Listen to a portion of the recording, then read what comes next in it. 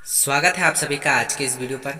बच्चों, ये वीडियो आपके लिए बहुत ही इंपॉर्टेंट होने वाली है, क्योंकि इस वीडियो पर हम आपको देंगे एक फ्री में वीडियोस पाने के लिए एक ट्रिक, जिसके लिए आपको सिर्फ चैनल को सब्सक्राइब करना होगा और बेल आइकन को प्रेस करना होगा। आज का विषय है हमारा विज्ञान, जो कक्षा 9वीं की एनसीईआरटी बुक है। इसके आज हम अभ्यास प्रश्नों के उत्तर देखेंगे और पाठ का नाम है हमारे आसपास के पदार्थ, जिसके आज हम 3 टाइप के प्रश्नोत्तरों को आपको बताएंगे।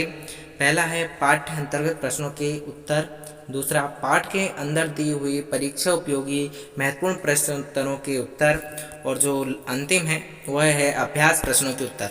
तो इन 3 प्रकारों को प्रश्नों को पाने के लिए आपको वीडियो को अंत तक ज़रूर देखना होगा, और प्लीज़ वीडियो को ज़्यादा से ज़्यादा शेयर करें, जिससे कि कक्षा 9वीं में पढ़ने वाले सभी विद्यार्थियों को ये वीडियो प्राप्त हो सके।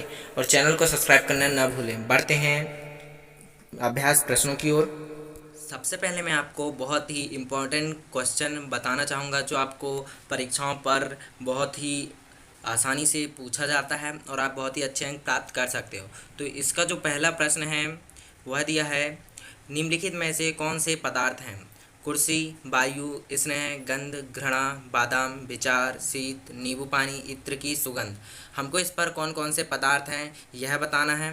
तो इसका उत्तर है कुर्सी, वायु, बादाम, नींबू पानी पदार्थ के उदाहरण हैं, क्योंकि इनका कुछ द्रव्यमान होता है और ये स्थान घेरते हैं। तो ये हमारा प्रश्न क्रमांक 1 है। इसी का अगला प्रश्न है प्रश्न क्रमांक 2, निम्नलिखित प्रेक्षण के कारण बताइए। गर्मा गर्म खाने की गंध कई मीटर दूर से ही आपके पास पहुंच जाती है, लेकिन ठंडे खाने की महक लेने के लिए आपको उसके पास जाना पड़ता है।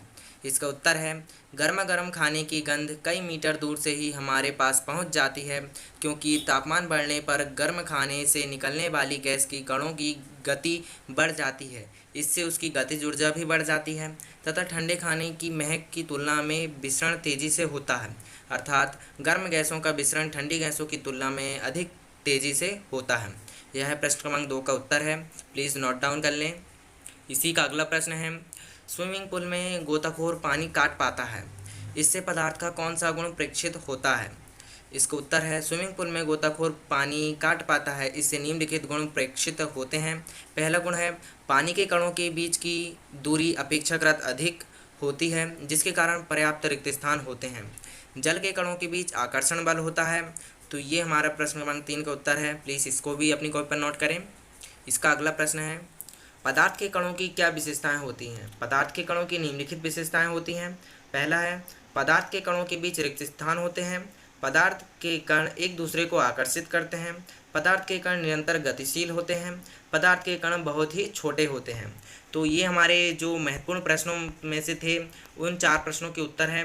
तो प्लीज़ आप इनको लिख लें, और यदि वीडियो आपको पसंद आ रहा तो प्लीज़ वीडियो को लाइक करें और इस वीडियो को शेयर ज़रूर करें। तो और भी ऐसे ही इम्पोर्टेंट क्वेश्चन कुछ नीचे और दिए गए हैं, तो उनको भी हम आपको बताना चाहेंगे। तो इसका जो पहला है, आपके एनसीईआरटी बुक में प्रश्न क्रमांक 6 में दिया है, किसी तत्व के प्रति इकाई आयतन के द्रव्यमान को घनत्व कहते हैं। घनत्व इक्वल टू द्रव्यमान अपॉन आयतन। बढ़ते हुए घनत्व के क्रम में निम्नलिखित को व्यवस्थित की करें। पहला है वायु, चिमनी का धुआं, शहद, जल, चौक, रुई और लोहा। उत्तर, घनत्व बढ़ते हुए क्रम में, हमको प्रश्न पर कहा है बढ़ते हुए क्रम पर रखने के लिए, तो रखेंगे। पहला है वायु, फिर उससे बड़ा चिमनी का धुआं, फिर उससे बड़ा रुई, फिर उससे बड़ा जल, फिर शहद, चौक, लोहा। इस तरह प्रश्न क्रमांक 1 का उत्तर है। इसी का अगला प्रश्न, हमको यहाँ पर बताया गया है कि पदार्थ की विभिन्न अवस्थाओं के गुणों में होने वाले अंतर को स्पष्ट कीजिए। आपको पता है कि पदार्थ की 3 अवस्थाएं होती है, ठोस, द्रव और गैस। हमको यहाँ पर प्रश्न क्रमांक 2 में ए और बी दिए हैं, तो बी में निम्नलिखित टिप्पणियों टिप्पणी करना है। दृढ़ता, संपीड़ितता, तरलता, बर्तन में गैस का भरना, आकार, गतिज ऊर्जा एवं घनत्व। तो सबसे पहले हम ए का उत्तर देखते हैं। तो ए का उत्तर है गुण, आकार, ठोस, द्रव एवं गैस। इसका जो आकार है, सबसे पहले ठोस का देखते हैं। निश्चित आकार एवं स्पष्ट सीमाएं होती हैं। द्रव में कोई निश्चित आकार नहीं, जिस बर्तन में रखे जाते हैं उसी का आकार ले लेते हैं। गैस, कोई निश्चित आकार नहीं होता है। आयतन, निश्चित आयतन कोई निश्चित आयतन नहीं, यह जिस बर्तन में रखी जाती है उसी बर्तन का आकार ले लेती है। दृढ़ता, तरलता, ये दृढ़ होते हैं तथा बहते नहीं। ये दृढ़ नहीं होते बल्कि तरल होते हैं तथा बह सकते हैं। ये बह सकती हैं, गैस भी बह सकती है। कणों के बीच आकर्षण अधिकतम, मैक्सिमम, ठोस से अधिक, ठोस एवं द्रव दोनों में से कम। कणों की गति बहुत पास पास होते हैं। कणों के बीच की दूरी ठोस से ज़्यादा अर्थात पर्याप्त रिक्त स्थान होता है। कणों के बीच बहुत अधिक रिक्त स्थान अर्थात ठोस, द्रव एवं गैस दोनों से ज़्यादा होता है। संपीड़ितता नगण्य होती है, संपीड़नीय होता है, और गैस सबसे ज़्यादा संपीड़नीय होती है। ठीक, इसका जो सातवां अंतर है विसरण। एक ठोस पदार्थ दूसरे पदार्थ के साथ विसरित नहीं होता। द्रवों में ठोस तथा गैसों का मिश्रण होता है। गैसों का अन्य गैसों के साथ विसरण तीव्रता के साथ होता है। ये हमारा जो एक ए था उसका उत्तर होता है, तो प्लीज़ इसको भी लिख लें। इसी का बी में जो दृढ़ता, संपीड़ितता, तरलता दी थी टिप्पणी के लिए, उसका उत्तर है सबसे पहले दृढ़ता। तो दृढ़ता है पदार्थ का वह गुण जिससे उसे महाबल के विरुद्ध अपने आकार को बनाए रखने की चेष्टा करता है, दृढ़ता कहलाता है। ठोसों में कणों के बीच आकर्षण बल अधिक होता है, इसलिए ये दृढ़ होते हैं। द्रव एवं गैस दृढ़ नहीं होते, इसका संपीड़ितता है। पदार्थ के कणों के बीच रिक्त स्थान होते हैं, बाह्य दबाव बल के कारण ये कण समीप आ जाते हैं। पदार्थ के इस गुण को संपीड़ितता कहते हैं। द्रव एवं गैस संपीड़नीय होते हैं, गैसें अधिक संपीड़नीय की जा सकती है। ठोस की संपीड़ितता नगण्य होती है, इसलिए उसका आकार एवं आयतन निश्चित होता है। इस गुण के कारण अत्यधिक आयतन की गैस को एक कम आयतन वाले सिलेंडर में संपीड़ित किया जा सकता है। इसी का थर्ड है तरलता। पदार्थ के बहने की प्रवृत्ति को तरलता कहते हैं। द्रव तथा गैस बहती हैं, इसलिए इन्हें तरल पदार्थ कहते हैं। ठोस बिल्कुल नहीं बहते, गैस सभी दिशाओं में बह सकती है।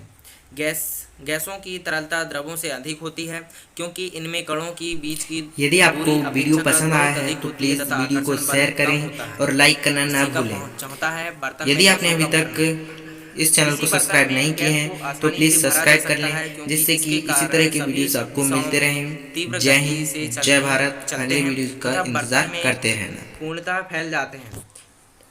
ऐसे उनके कणों की अत्यधिक गतिज ऊर्जा एवं नगण्य अंतराणविक बल के कारण होता है। इसी का अगला है आकार। ठोस पदार्थों में अधिक अंतराणविक बल होता है, इसलिए इनका आकार निश्चित होता है, जबकि द्रव तथा गैस उस बर्तन का आकार ग्रहण कर लेते हैं जिनमें उन्हें रखा जाता है, इनका आकार निश्चित नहीं होता। गतिज ऊर्जा। पदार्थ के कणों की गति के कारण उनमें ऊर्जा का आना गतिज ऊर्जा कहलाता है। गैसों में सर्वाधिक गतिज ऊर्जा होती है, क्योंकि ये तीव्र गति से सभी दिशाओं में चलती है तथा कण तेजी से कंपन भी करते हैं। द्रव में गैसों से कम तथा ठोस में न्यूनतम गतिज ऊर्जा होती है। इसी का घनत्व है। किसी पदार्थ का घनत्व प्रति इकाई आयतन के द्रव्यमान के बराबर होता है। जो घनत्व का सूत्र होता है द्रव्यमान बटे आयतन होता है। इसे हम D=m/v से प्रदर्शित करते हैं, और इसका एक उदाहरण हमको यहाँ पर बताया गया है। तो उदाहरण आप देख लीजिएगा और इन प्रश्नों को अपनी कॉपी पर ज़रूर नोट कर लें। और यदि आप सब इस चैनल पर नए हैं तो प्लीज़ चैनल को सब्सक्राइब कर दें, जिससे कि इसी तरह के क्वेश्चन आंसर परीक्षा के लिए हम आपके लिए लाते रहें बार बार। तो इसका जो महत्वपूर्ण क्वेश्चन है उससे सबसे ज़्यादा इम्पोर्टेंट यह प्रश्न है, तो प्लीज़ इसको बहुत गंभीरता से लें। तो प्रश्न क्रमांक 3 में हमको कारण बताना है। पहला मतलब ABCD दिए गए हैं, तो इनके कारण निम्नलिखित हैं। पहला है गैस पूरी तरह उस बर्तन को भर देती है जिसमें उसे रखते हैं। गैस बर्तन की दीवारों पर दबाव डालती है। लकड़ी की मेज़ ठोस कहलाती है। हवा में हम आसानी से अपना हाथ हिला सकते हैं, लेकिन एक ठोस लकड़ी के टुकड़े में हाथ हिलाने के लिए उसमें कटारे में दक्ष होना चाहिए। तो इसका जो कारण है वह है ए का गैसों के कणों की गतिज ऊर्जा अत्यधिक तथा इनके बीच आकर्षण बल नगण्य होने के कारण वे सभी दिशाओं में तीव्र गति से विचरण कर सकती हैं तथा जिस बर्तन में रखी जाती हैं उसे पूरी तरह भर देती हैं। बी गैसीय अवस्था में कणों की गति अनियमित और तीव्र होती हैं, इस कारण ये कण आसपास एवं बर्तन की दीवारों से टकराते हैं। बर्तन की दीवार पर गैस कणों द्वारा प्रति इकाई क्षेत्र पर लगे बल के कारण गैस का दबाव बनता है। सी, लकड़ी की मेज ठोस कहलाती है क्योंकि यह एक दृढ़ वस्तु है, इसका आकार एवं आयतन निश्चित है, इसी की सीमाएं स्पष्ट है तथा इसके कण संपीड़ित नहीं होते तथा बहते नहीं। ये सभी गुण यह दर्शाते हैं कि लकड़ी की मेज एक ठोस पदार्थ है। डी है, हवा में आसानी से अपना हाथ हिला सकते हैं क्योंकि हवा के कणों के बीच अत्यधिक रिक्त स्थान होते हैं तथा कणों के बीच आकर्षण बल बहुत कम नगण्य होता है, इसलिए बहुत कम बल उसे हटा सकते हैं, जबकि ठोस लकड़ी के टुकड़े के कण बिल्कुल पास पास बंधे क्लोजली पैक्ड होते हैं तथा मजबूत आकर्षण बल के कारण दृढ़ संरचना बनाते हैं। इसे तोड़ने के लिए अत्यधिक मात्रा में बल का प्रयोग करना पड़ता है, जैसे कि कराटे में दक्ष लोग करते हैं। ठीक है, तो इसका जो प्रश्न क्रमांक 4 है वह है। इस प्रश्न क्रमांक 4 के कंप्लीट होने के बाद हम आपको बताएंगे अभ्यास के प्रश्नोत्तरों को आपको किस प्रकार लिखना है, तो वीडियो को अंत तक ज़रूर देखना क्योंकि ये आपके लिए बहुत ही ज़्यादा महत्वपूर्ण है। तो इसका प्रश्न क्रमांक 4 है, सामान्यतः ठोस पदार्थों की अपेक्षा द्रवों का घनत्व कम होता है, लेकिन आपने बर्फ़ के टुकड़े को जल में तैरते हुए देखा होगा, पता लगाइए ऐसा क्यों। इसका उत्तर है, बर्फ़ पानी के जमने से बनती है जिसकी संरचना में अत्यधिक रिक्त स्थान रह जाते हैं जो पानी में नहीं होते।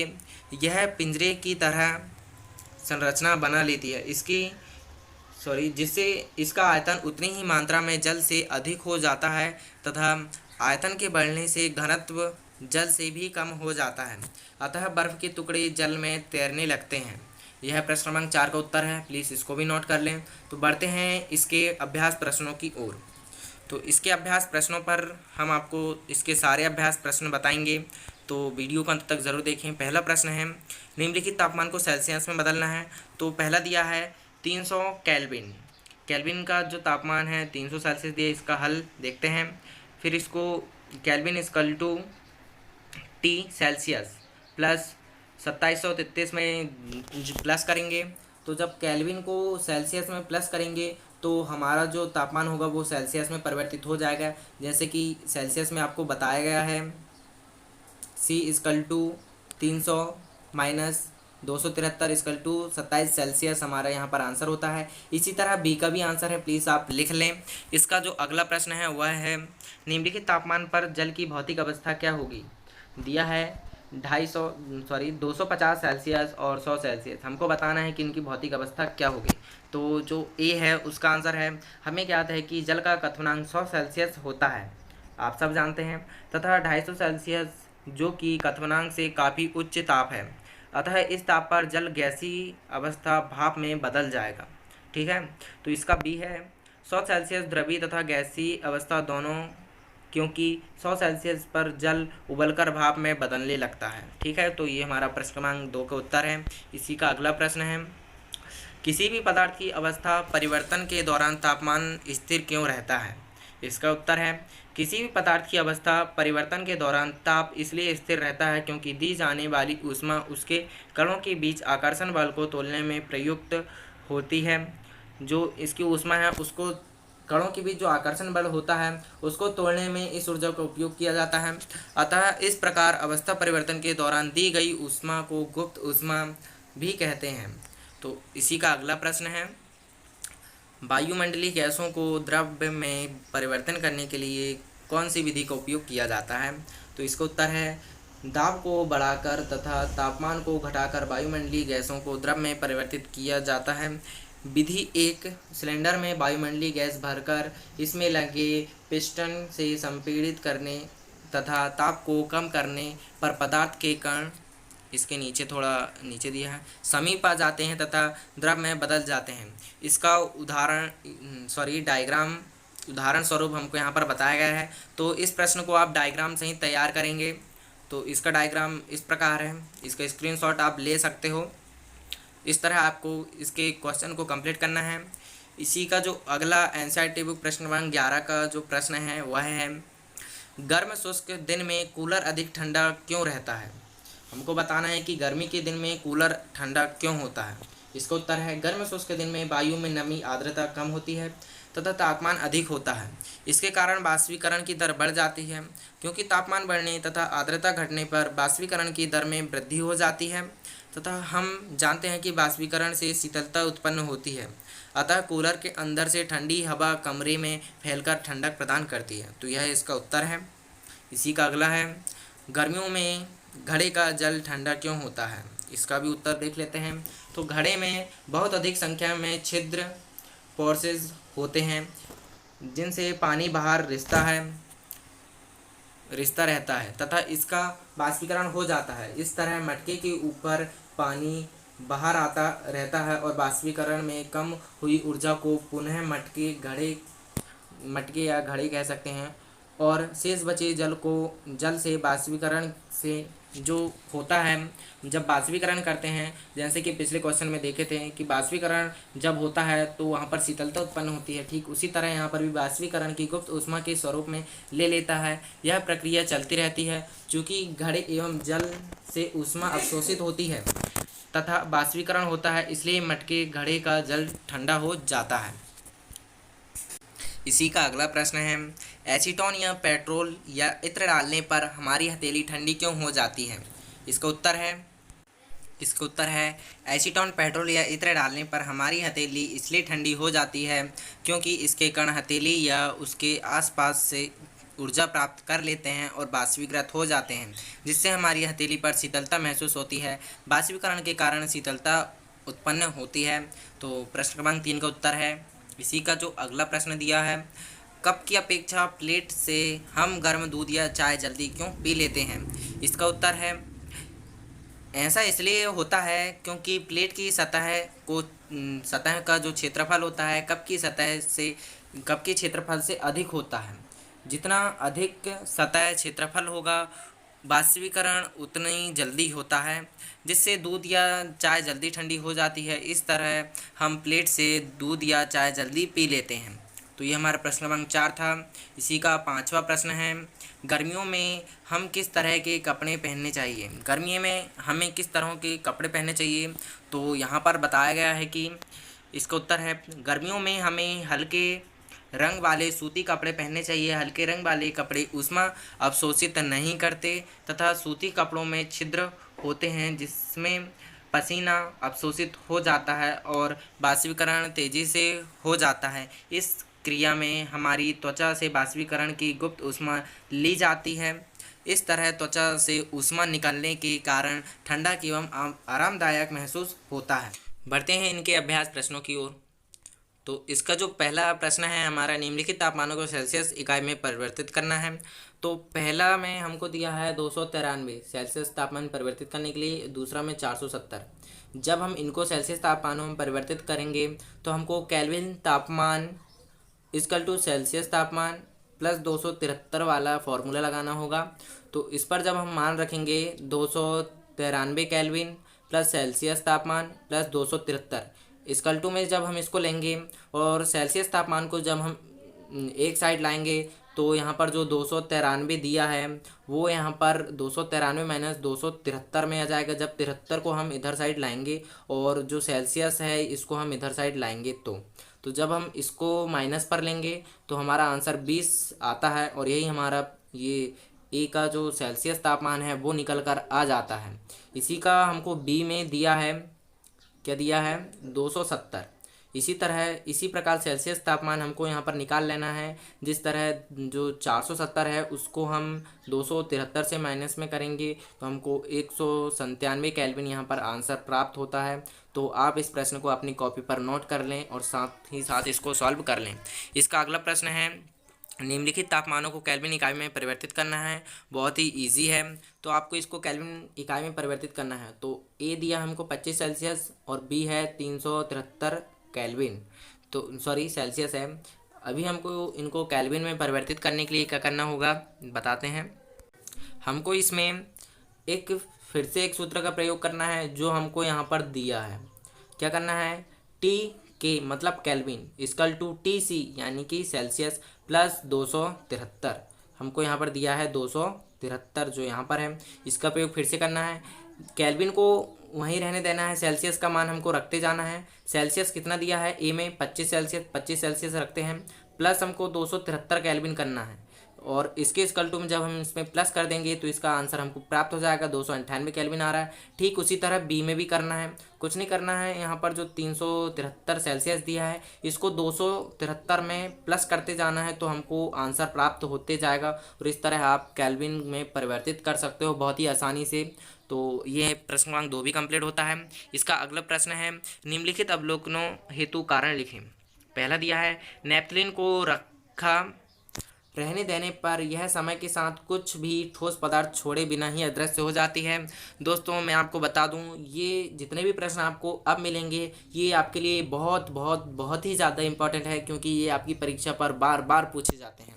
तो इसका जो प्रश्न होगा इसका उत्तर जो यहाँ पर है, नेपथलीन एक बाष्पशील ठोस पदार्थ है जो ठोस पदार्थ से द्रव अवस्था में आए बिना ही गैस में बदल जाता है, जैसे ऊर्ध्वपातन क्रिया, जिसे हम ऊर्ध्वपातन क्रिया भी कह सकते हैं। अतः कुछ समय बाद यह ठोस पदार्थ छोड़े बिना हवा में बाष्प बनकर उड़ जाता है।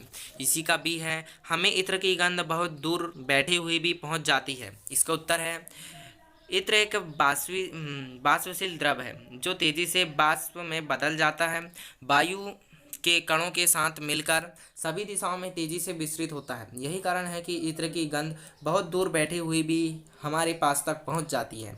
यह प्रश्न क्रमांक 3 है। इसका अगला प्रश्न दिया है निम्नलिखित पदार्थों के उनके कणों के बीच बढ़ते हुए आकर्षण के रूप में व्यवस्थित करें। तो इसका जो आंसर होगा वह है सबसे पहले ऑक्सीजन, जल और चीनी। इस तरह हम इसको इनके आकर्षणों के अनुसार व्यवस्थित कर देंगे, ऑक्सीजन, जल और चीनी। कारण है ऑक्सीजन एक गैस है जिसमें कणों के बीच आकर्षण बल न्यूनतम होता है, द्रव जैसे जल में गैसों से अधिक, तथा ठोस चीनी के कणों के बीच जो सर्वाधिक मजबूत आकर्षण बल होता है, इसके लिए इनको हम इस प्रकार व्यवस्थित करेंगे। इसी का प्रश्न क्रमांक 5 है निम्नलिखित तापमानों पर जल की भौतिक अवस्था क्या होगी। इनकी भौतिक अवस्था बताना है, जैसे कि हम पहले जो प्रश्न आए थे उनमें भी कर चुके हैं।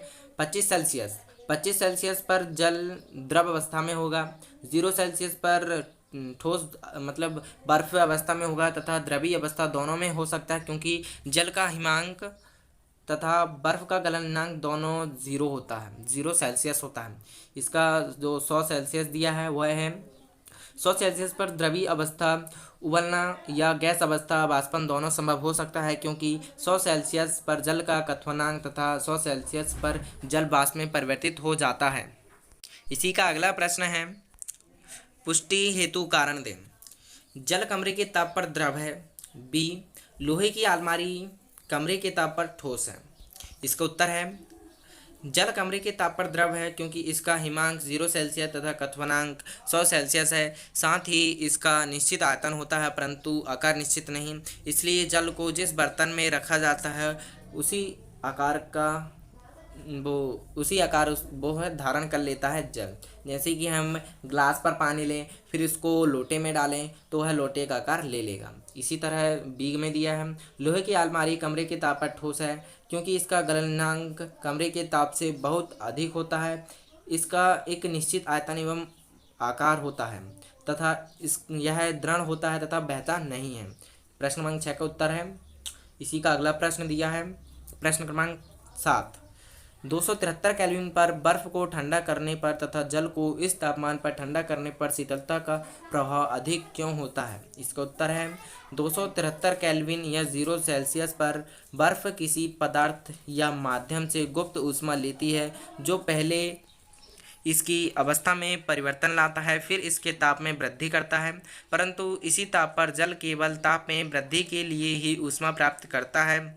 बर्फ के गलन या संगलन की गुप्त ऊष्मा 3.34 इंटू 105 जूल है, अर्थात प्रति इकाई किलोग्राम बर्फ को जल में बदलने के लिए पदार्थ से 3.34 105 जूल ऊष्मा की आवश्यकता होती है। इसलिए बर्फ अधिक शीतलता प्रदान करता है क्योंकि जल किसी प्रकार की गुप्त ऊष्मा नहीं लेता है। इसका उत्तर कंप्लीट है, आप लिख सकते हो। इसी का अगला प्रश्न दिया है, उबले हुए जल अथवा भाप में से जलने की तीव्रता किसमें अधिक महसूस होती है। यह बहुत ही अच्छा प्रश्न है और आपको ये परीक्षाओं में पूछा जाता है, क्योंकि इसका जो प्रश्न आता है वो हमेशा 3 अंक पर पूछा जाता है। तो इसकी आप तैयारी ज़रूर कर लें, और इसके नीचे जो प्रश्न आने वाला है वो हमेशा 5 अंक के क्वेश्चन के रूप पर पूछा जाता है। तो प्लीज़ उसको बहुत ही अच्छे से पढ़ लें और उसको बहुत ही अच्छे से अपनी कॉपी पर नोट कर लें। इसके लिए आपको वीडियो अंत तक देखना होगा, क्योंकि अब वीडियो ख़त्म ही होने वाला है।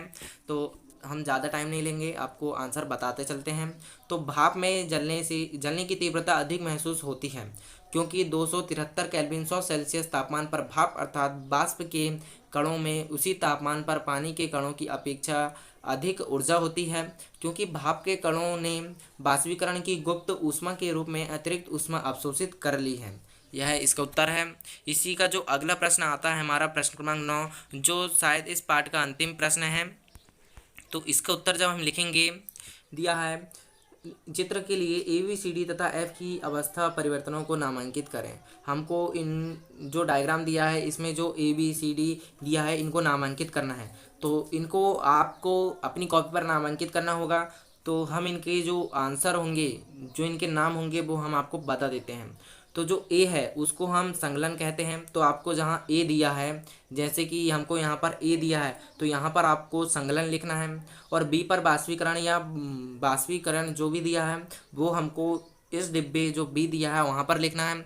इसी तरह सी की जगह संघनन लिखना है, डी की जगह जमना, ई की जगह ऊर्ध्वपादन और एफ की जगह भी ऊर्ध्वपादन हमको लिखना है। तो हमारा प्रश्न क्रमांक 9 का उत्तर कंप्लीट हो जाएगा। इस तरह हमने इस पाठ के सभी क्वेश्चनों को लिख लिए हैं जो महत्वपूर्ण है, इंपॉर्टेंट है और आपकी परीक्षाओं पर आने वाले हैं।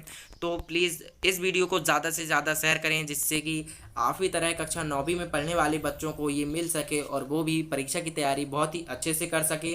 तो प्लीज़ आप उन सब की मदद ज़रूर कीजिएगा। अगली वीडियो हम आपको पार्ट 2 का देंगे। तो पार्ट 2 वीडियो के लिए प्लीज़ थोड़ा इंतज़ार करें। जय हिंद, जय भारत।